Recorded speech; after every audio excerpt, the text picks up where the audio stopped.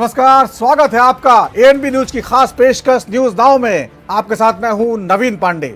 News now में सबसे पहले आपको बताएंगे हिमाचल प्रदेश में एक धार्मिक स्थल के अवैध निर्माण को लेकर कैसे सड़क से विधानसभा तक हंगामा मच गया। वहीं दूसरे सेगमेंट आपको बताएंगे दिल्ली के मुख्यमंत्री अरविंद केजरीवाल की जमानत पर सुनवाई पूरी हो गई। सुप्रीम कोर्ट में गुरुवार को क्या कुछ हुआ। वहीं तीसरे सेगमेंट में आपको बताएंगे पेरिस पैरालंपिक में भारतीय शूरवीर हर दिन नया इतिहास रचते जा रहे हैं। तो चलिए बिना किसी देरी के शुरू करते हैं न्यूज नाउ।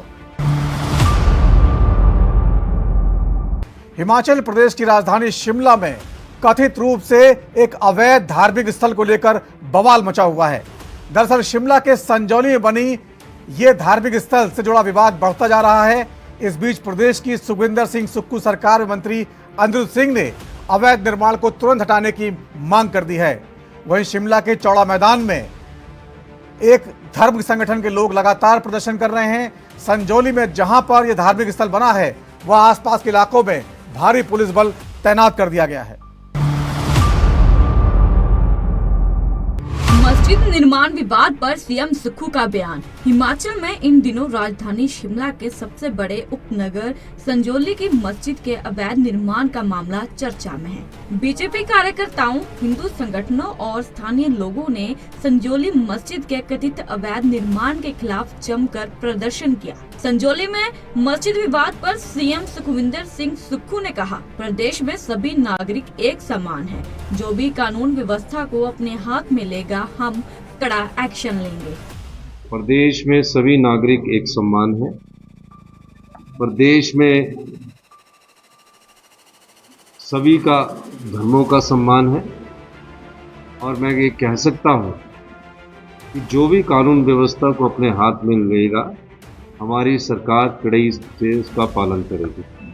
कानून व्यवस्था को हाथ में लेने का किसी के पास कोई अधिकार नहीं है। क्या कारण रहे हैं कि क्यों ऐसी बात कर रही है, इस पर हमने गहनता से विचार विमर्श किया। कल शहरी विकास मंत्री ने भी इस पर अपना बयान दिया है।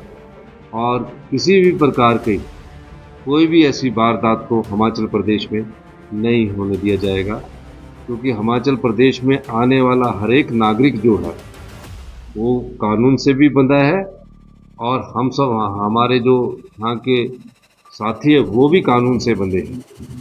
इसलिए ये जो प्रोटेस्ट हो रहे हैं ये प्रोटेस्ट उनका है, पीसफुली प्रोटेस्ट हो, वो हम उसका सम्मान करते हैं। लेकिन किसी भी प्रकार की कानून व्यवस्था को तोड़ने की इजाज़त चाहे वो कोई राजनीतिक नेता है, चाहे कोई वो कार्यकर्ता है, चाहे किसी पार्टी का समर्थक है, उनको नहीं है। मंत्री अनिरुद्ध ने भी निर्माण को बताया अवैध। बड़ी बात यह है कि प्रदेश सरकार में मंत्री अनिरुद्ध सिंह ने भी इस निर्माण को लेकर सरकार और प्रशासन पर सवाल उठाए हैं। उन्होंने विधानसभा में इस मुद्दे पर जिस बेबाकी से स्टैंड लिया, उनके समर्थन में सत्ता पक्ष से अधिक विपक्ष दिखाई दिया। बिना परमिशन के इन्होंने काम शुरू किया। 1950-60 जैसे बोरे 2010 में शुरू आया सर, मेरे पास पूरा मैं रिकॉर्ड में यहाँ भी दूंगा सर। उसके बाद अवैध निर्माण किया गया। विवरण जो है वो उस टाइम जो है 110 स्क्वायर मीटर 2-250 स्क्वायर मीटर मैंने 2500 स्क्वायर फुट का जो है इलीगल कंस्ट्रक्शन करी गई।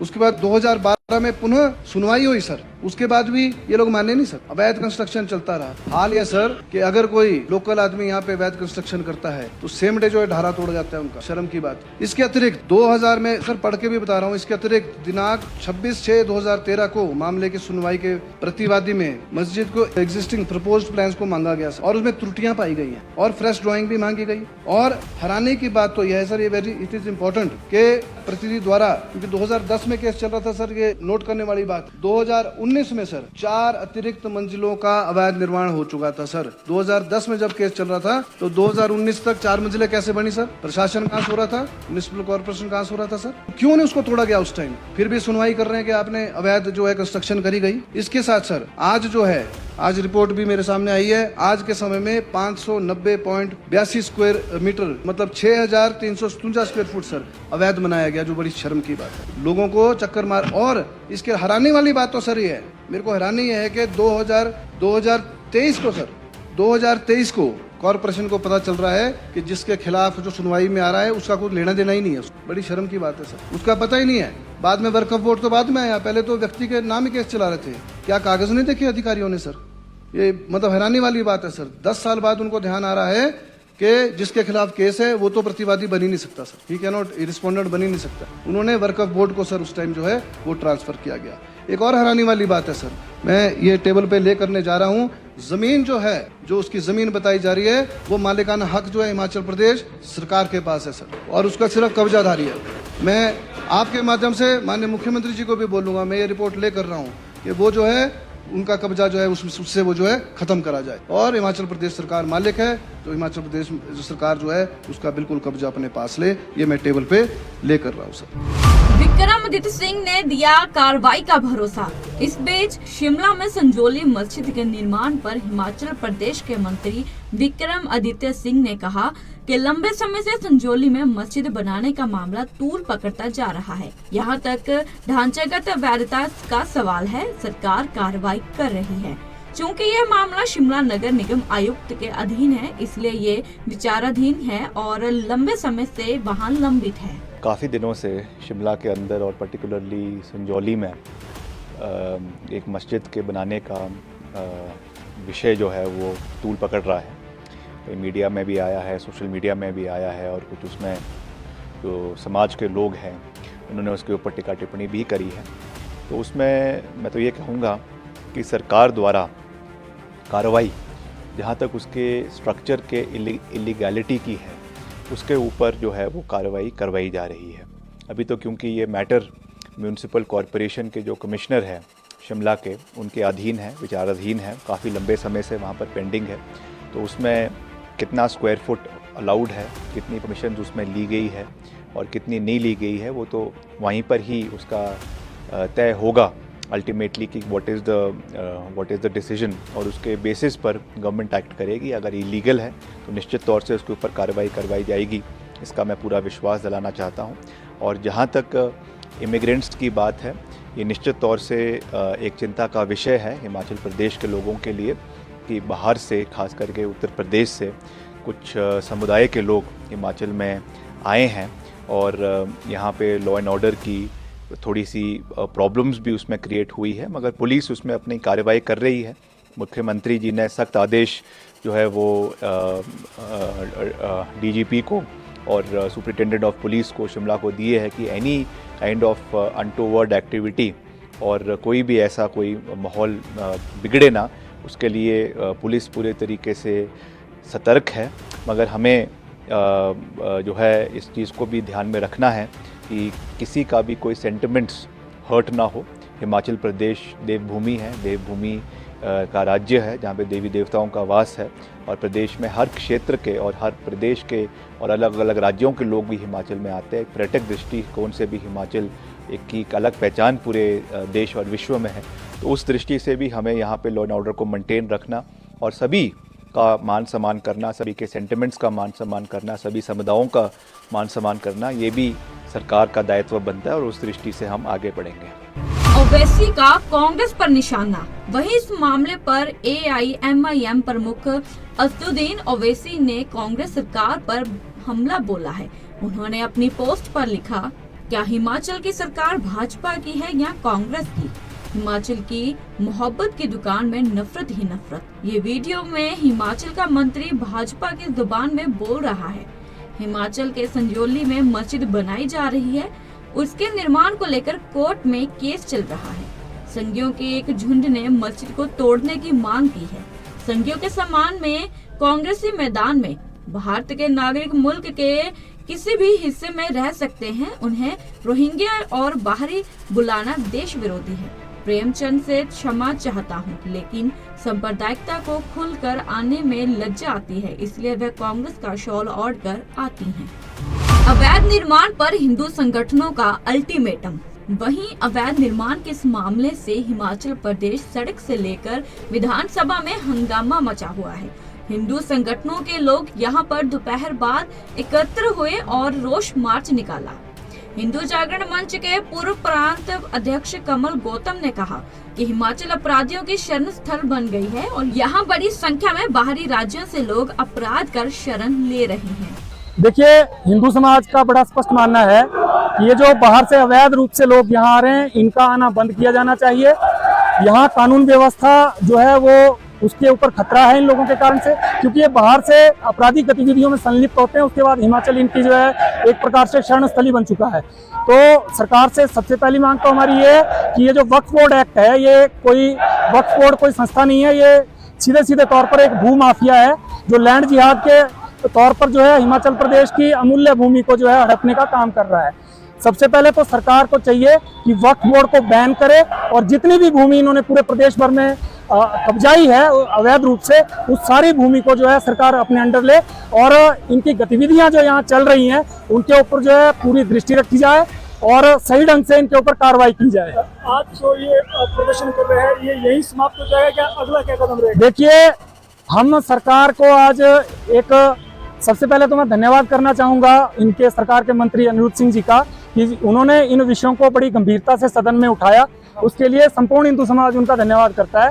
परंतु अभी ये भी देखना बाकी है कि जो उन्होंने बातें वहाँ की हैं उसके ऊपर सरकार कितना संज्ञान लेती है और कितना अपनी बातों पर खरा उतरती है, क्योंकि आज भी हिंदू समाज के मन में ये संदेह है।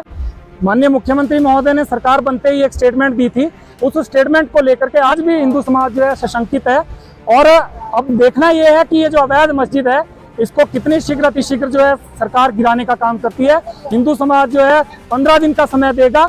यदि 15 दिन के भीतर सरकार इस मस्जिद को हटाने का काम नहीं करती है, क्योंकि पिछले 12-14 साल से जो है ये विषय जो है लंबित है और शनिवार को इसकी सुनवाई है, तो मुझे लगता है कि सरकार को एक तरफा इसके ऊपर डिसीजन लेना चाहिए। जब सरकार के मंत्री इस चीज को स्वीकार कर चुके हैं सदन में कि ये पूर्ण रूप से अवैध है, तो सरकार को इसे हटाने में कोई दिक्कत नहीं होनी चाहिए, क्योंकि हिंदू समाज का पूरा समर्थन सरकार के साथ है इस विषय पर। नेता प्रतिपक्ष जो है वो पहले कह चुके हैं कि अगर अवैध है तो उसको हटाया जाए। तो मुझे लगता है कि सरकार को इसको हटाना चाहिए और हिंदू समाज की अपेक्षाओं के ऊपर जो है खरा उतरने का प्रयास करना चाहिए। क्या है मस्जिद का विवाद? दरअसल मस्जिद के लिए केवल एक मंजिल के निर्माण की अनुमति दी गई थी, लेकिन अवैध रूप से 3 और मंजिलें बनाई गईं। यह मामला कोर्ट में विचाराधीन है और वक्फ बोर्ड को भी इसमें पार्टी बनाया गया है। जब से यह मामला कोर्ट में गया है तब से कोई नया निर्माण नहीं हुआ है। हालांकि नगर निगम ने आश्वासन दिया है कि अवैध निर्माण पर कानून के अनुसार कार्रवाई की जाएगी। सुप्रीम कोर्ट ने दिल्ली के मुख्यमंत्री अरविंद केजरीवाल की अंतरिम जमानत याचिका पर फैसला सुरक्षित रख लिया है। दिल्ली शराब नीति मामले में सीबीआई ने सीएम केजरीवाल को गिरफ्तार किया था। आम आदमी पार्टी के प्रमुख ने सुप्रीम कोर्ट में 2 याचिकाएं दायर की हैं। एक में अंतरिम जमानत की अपील की गई है और दूसरी में जांच एजेंसी की कार्रवाई को चुनौती दी गई। गुरुवार को सुप्रीम कोर्ट के जस्टिस सूर्यकांत और जस्टिस उज्जवल भुइया की बेंच ने इस पर सुनवाई की। सुनवाई के दौरान कोर्ट में दोनों पक्षों की ओर से तीखी बहस देखने को मिली। फैसला सुरक्षित रख लिया गया है। केजरीवाल की जमानत पर फैसला सुरक्षित। सुप्रीम कोर्ट ने दिल्ली के मुख्यमंत्री अरविंद केजरीवाल की जमानत की मांग करने वाली याचिका पर आदेश सुरक्षित रख लिया है। केजरीवाल ने सीबीआई की ओर से हुई गिरफ्तारी को चुनौती देते हुए सुप्रीम कोर्ट से राहत की मांग की थी। इस पर जस्टिस सूर्यकांत और जस्टिस उज्जवल भुइया की बेंच ने सुनवाई की। दोनों पक्षों की तरफ से दिन भर दलीलें पेश की गयी। सुप्रीम कोर्ट ने कई बार इस बात का जिक्र किया कि एक जमानत के मामले में बहुत समय लग गया, आखिर केजरीवाल को ही जमानत क्यों नहीं। सुनवाई के दौरान सीएम केजरीवाल के वकील अभिषेक मनु सिंघवी ने इस मामले के बाकी आरोपियों का उदाहरण दिया। उन्होंने कहा, ये विडंबना है कि मामले से जुड़े लगभग सभी सह आरोपियों मनीष सिसोदिया, के कविता और बुची बाबू को जमानत मिल चुकी है, सिवाय मुख्यमंत्री केजरीवाल को छोड़कर। मुझे ट्रायल कोर्ट में वापस जाने के लिए कहा जा रहा है, लेकिन इसे वापस भेजने के लिए विवेक का इस्तेमाल किया जाना चाहिए। प्रारंभिक आपत्ति इस पर सुनवाई न करने की है। हालांकि न्यायाधीश ने पूरे दिन इस केस के मेरिट पर विचार किया है। सीबीआई का इस स्तर पर ये तर्क उठाना उचित नहीं है जब तक कि ये देरी करने की रणनीति न हो। आप बता सकते हैं हियरिंग में क्या-क्या बातें कही गई? और जज ने क्या ऑब्जर्वेशन दिया? देखिए, आज दो पिटिशन्स लिस्टेड थी। सबसे पहले तो एक बेल पिटिशन जो हमने फाइल की थी वो लिस्टेड था, और दूसरा जो उनका अरेस्ट था उसको भी हमने चैलेंज किया था। सीबीआई वाले मामले में आज ये सुनवाई थी। हमने ये आर्ग्यू किया कि ईडी मामले में ऑलरेडी जो है सुप्रीम कोर्ट ने उनको इंटरिम बेल दे रखी है और ये प्रेडिकेट ऑफेंस का पार्ट है, और बाकी को एक्यूज जो हैं मनीष सिसोदिया जी, विजय नायर और बाकी अन्य जितने भी को एक्यूज हैं उसमें उनको बेल ऑलरेडी मिल गई है। तो इन सभी बातों को ध्यान में रखते हुए हमें भी बेल दे दिया जाए। ईडी का आर्ग्यूमेंट ये था कि आप चूंकि हाईकोर्ट सीधे आए थे और आपको ट्रायल कोर्ट जाना चाहिए था, तो ये प्रोसीजरल लैप्स है, तो आपको जो है ये वापस रिमांड बैक किया जाए। दोनों पक्षों को डिटेल में सुना गया, पूरे दिन की सुनवाई हुई है और ऑर्डर को रिजर्व कर लिया गया है, और we are hoping very positive that supreme court will grant. Supreme court ने आज केजरीवाल की जमानत में फैसला सुरक्षित कर लिया। सर, बता सकते हैं हियरिंग में क्या क्या बातें हुई? सर देखिए, लगभग 4 घंटे के आसपास आर्गुमेंट हुई हैं एट लेंथ, मेरिट पे, दोनों केसेस पे, अरेस्ट पे भी और बेल पे भी। जिस तरीके के आर्गुमेंट हुई हैं, जिस तरीके से अभिषेक मनु सिंघवी जी ने बहुत डिटेल में अपने आर्गुमेंट के दौरान ये कहा कि किस तरीके से 41A का वायलेशन हुआ है। सीबीआई ने पूरी तरीके से ये अरेस्ट इलीगल प्रूव करने के लिए उनकी आर्गुमेंट, लाइन ऑफ आर्गुमेंट थी। और दूसरी तरफ से एराजू जी की आर्गुमेंट सिर्फ ये थी कि ये क्योंकि सेशन में इनको जाना चाहिए था, डायरेक्ट हाई कोर्ट चले गए हैं। इसकी भी हमने काउंटर में ये आर्गुमेंट दी है कि हाई कोर्ट के अंदर और सेशन के अंदर लीगली हमारे पास पावर थी, हम लोगों ने हाई कोर्ट चूज किया। हम लोगों को उम्मीद है कि जिस तरीके की आर्गुमेंट हुई है, ऑर्डर रिजर्व हो गया है। मोस्ट लाइकली कमिंग वीक के अंदर अरविंद केजरीवाल जी को रिलीफ मिलेगा और अरविंद केजरीवाल जी बाहर होंगे। क्या उम्मीद लग रहा है सर, आज जो भी हियरिंग हुई इसको लेकर कुछ उम्मीद कितनी है कि केजरीवाल जी नेक्स्ट बार आ पाएंगे? देखिए, मैंने कहा आपको, हम लोगों को पूरी उम्मीद है। जिस तरीके से पेशेंसली हियरिंग हुई है, जिस तरीके से दोनों तरफ की आर्ग्यूमेंट्स आई हैं, उससे हम लोगों को पूरी उम्मीद है कि माननीय सर्वोच्च न्यायालय बहुत जल्दी, जब भी इस पे फैसला आएगा, अरविंद केजरीवाल जी को रिलीफ मिलेगा और अरविंद केजरीवाल जी बेल पे बाहर आएंगे। सीबीआई ने किया जमानत का विरोध। सुनवाई के दौरान सीबीआई ने कहा कि अरविंद केजरीवाल को सत्र न्यायालय जाना चाहिए था। यही बात दिल्ली हाई कोर्ट ने भी अपने आदेश में केजरीवाल से कही थी। हाई कोर्ट ने केजरीवाल को निचली अदालत में जमानत अर्जी दाखिल करने की छूट दी थी। जमानत का विरोध करते हुए सीबीआई ने कहा, अरविंद केजरीवाल की रिहाई से आप कर नीति घोटाले से जुड़े भ्रष्टाचार के मामले में कई गवाह विरोधी हो जाएंगे। गोवा विधानसभा चुनाव 2022 में आम आदमी पार्टी के कई उम्मीदवार आप प्रमुख की गिरफ्तारी के बाद ही केंद्रीय एजेंसी को अपना बयान देने के लिए आगे आए। अगर आप केजरीवाल को जमानत पर रिहा कर देंगे तो गवाह मुकर जाएंगे। ईडी केस में 12 जुलाई को मिली थी जमानत। दरअसल सुप्रीम कोर्ट ने ईडी के मनी लॉन्ड्रिंग केस में अरविंद केजरीवाल को 12 जुलाई को जमानत दे दी थी। जमानत देते हुए जस्टिस संजीव खन्ना ने कहा था कि केजरीवाल 90 दिन से जेल में हैं, इसलिए उन्हें रिहा किए जाने का निर्देश देते हैं। हम जानते हैं कि वह चुने हुए नेता हैं और ये उन्हें तय करना है कि वह मुख्यमंत्री बने रहना चाहते हैं या नहीं। जस्टिस खन्ना ने कहा था कि हम ये मामला बड़ी बेंच को ट्रांसफर कर रहे हैं। गिरफ्तारी की पॉलिसी क्या है, इसका आधार क्या है, इसके लिए हमने ऐसे 3 सवाल भी तैयार किए हैं। बड़ी बेंच ने अगर चाहे तो केजरीवाल की अंतरिम जमानत पर बदलाव कर सकती है। भारतीय खिलाड़ी इस बार पेरिस पैरालंपिक्स में हर दिन एक नया इतिहास लिखते जा रहे हैं। इसी कड़ी में क्लब थ्रो F51 में भी भारत ने डबल पोडियम फिनिश किया है। इस बार देश के लिए धर्मवीर ने 34.92 मीटर के थ्रो के स्वर्ण पदक अपने नाम किया है। वहीं प्रणव सूरमा ने 34.59 के सर्वश्रेष्ठ थ्रो के साथ सिल्वर पर कब्जा जमाया। देखिए हमारी खास रिपोर्ट। पेरिस पैरालंपिक में भारत का जलवा। भारत इस बार पेरिस पैरालंपिक में हर दिन एक नया इतिहास लिखता जा रहा है। क्लब थ्रो F51 में भारत ने डबल पोडियम फिनिश किया है। देश के लिए धर्मवीर ने 34.92 मीटर के थ्रो के स्वर्ण पदक अपने नाम किया। वहीं प्रणव सूरमा ने 34.59 के सर्वश्रेष्ठ थ्रो के साथ सिल्वर पर भी कब्जा जमा लिया। भारत अब तक 24 मेडल जीत चुका है। भारत का ये 5वां स्वर्ण पदक है। पैरालंपिक में 13वें स्थान पर पहुंचा भारत। भारत के लिए एक और बेहद शानदार दिन रहा। सचिन ने सिल्वर के साथ बुधवार को पदकों का खाता खोला था। इसके बाद तीरंदाज हरविंदर सिंह ने स्वर्ण जीतकर इतिहास रचा। वहीं देर रात धर्मवीर सिंह ने भारत के लिए एक ही दिन दूसरा स्वर्ण पदक, तो वहीं प्रणब ने सिल्वर जीतकर दिन का अंत किया। इतना ही नहीं, खिलाड़ियों के इस अद्भुत प्रदर्शन से भारत अंक तालिका यानी नंबर टेबल में भी छलांग मारी है। भारत अब 13वें स्थान पर आ गया है।